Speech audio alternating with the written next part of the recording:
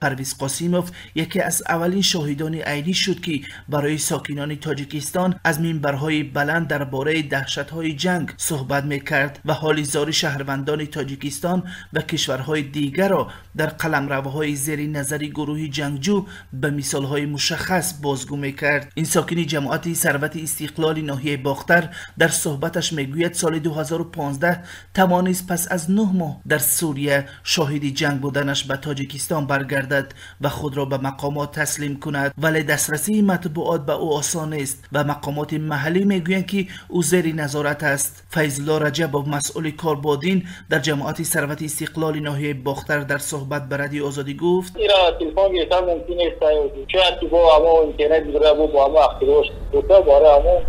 مختلف مدرس کرده یکی جان زیر نظارت هست ما هر در حالی که امکان صحبت با خود پرویز وجود ندارد، در یکی از آخرین ملاقاتش با اهل جامعه هفته گذشته که در موضوع پیشگیری از تروریسم و افراطگرایی بود در ناحیه باختر سخنرانی کرد و از جمله گفت که ماه سپتامبر سال 2014 طریق شبکه اجتماعی ادناکلاسنیک به گروه دولت اسلامی پیوست به سوریه رفته است. به گفته پرویز چون معلومات طبی داشت او را نه به لگری جنگی بلکه به بیمارستان برای کمک دیگر دکتران فرستادند. و هنگام ما دولت سوریه وارد شدیم، یعنی آن تکلیفی که ما رو با آنجا کردن و آن سخنانی که در حق دین و دیگر میگفتن هنگام وارد شوی یعنی یگان که آنها به نظر نمی رسید و همه عملهای وحشانیت و سرکوبی و دیگر میکردن.